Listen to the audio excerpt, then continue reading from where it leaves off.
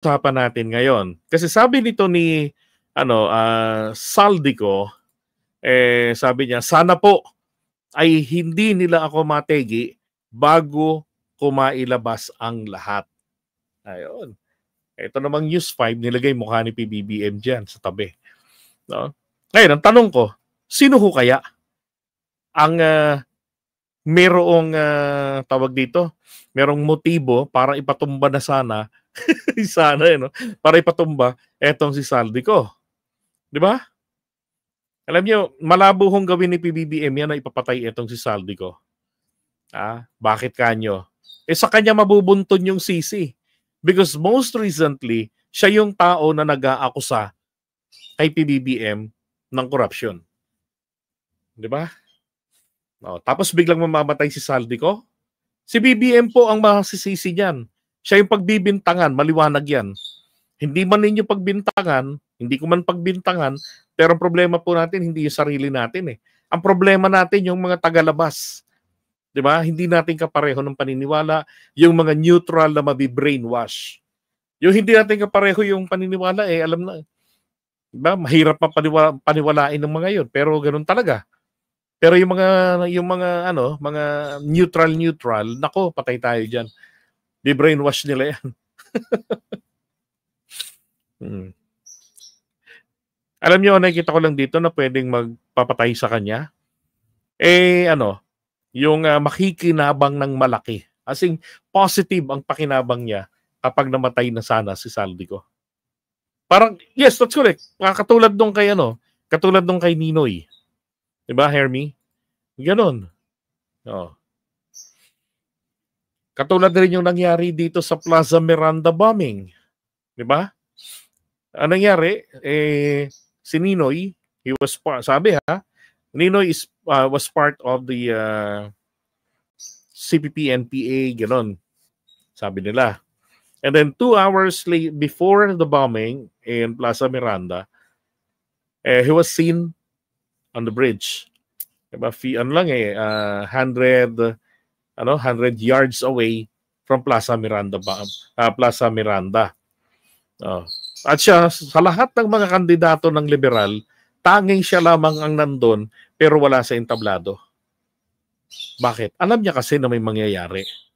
Diba? So, sino ang nasisi doon? Tapos maging dito rin, kay Ninoy Aquino, nung pinatay. Diba? Pinagbabaril. Diba? Kung ano-anong mga investigasyon na yung nangyari doon. But Agrava Commission found that ang tinuro doon ay si Rolando Galman, yung ganon. Diba? Pero kalaunan sinasabi na isinakripisyo ito. Kasi ako nakikita ko rito, ang pwede rito na magpatira sa kanya, yung mga tao na may galit kay PBBM na hangad ay mapabagsak siya. Tapos, itong mga taong ito, maaaring konektado sila kay Vice President Sara Duterte. But I'm not saying na si Sara yung magpapagawa. Okay, nililinaw ko lang. Kung pwede naman tong mga to, pure, talaga, independent. Wala lang talaga. Galit lang talaga sila. Di ba? Kaya kaya ang pinakamagandang gawin ni Saldico, umuwi ng Pilipinas nang mapatay. Ay, hindi. Kasi yun ang challenge sa kanya. Yung accusations niya laban kay Martin, kay PBBM, ay dapat i-file niya rito sa Pilipinas. Diba? Protektahan naman talaga siya. No? Para lumabas ang katotohanan. Okay, ako nakita ko lang talaga diyan pwede magpapatay itong mga kalaban ni PBBM. Yun lang talaga. Kasi alam naman natin kung sino makikinabang eh. Sabi, sino kayong gumawa ng script ni Saldico? Gustong pa-investigahan si PBBM. The Ombudsman cannot directly investigate the President due to presidential immunity from suit during his tenure and being an impeachable official. However, the Ombudsman can investigate Romualdez, a member of Congress. Diba? Kung sino yung gumawa ng script, yun rin ang tanong ko nga eh. Kasi masyadong engot. yung yung pagkakatirada ng script. No? Para lang masabi na positive yung kay Gutesa, mag-corroborate kasi yun ang kulang. Munta nga si Gutesa, siya lang yung mag-isa ron sa kanyang statement. 'Di ba? Walang ibang walang ibang nagpapatunay nito. So sila na sa part 2. Isaldi ko na. Nako.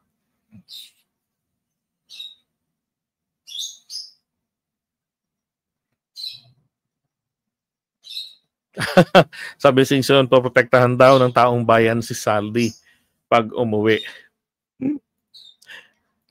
Diba? Di, bahala siya, protektahan niya. Pero mahalaga umuwi si Saldi ko. Harapin yung mga kaso na isinampalaban sa kanya. Diba? At gawin niya, magsampa rin siya ng kaso. Ganun lang din naman yun eh. O, ano lang yun, na give and take.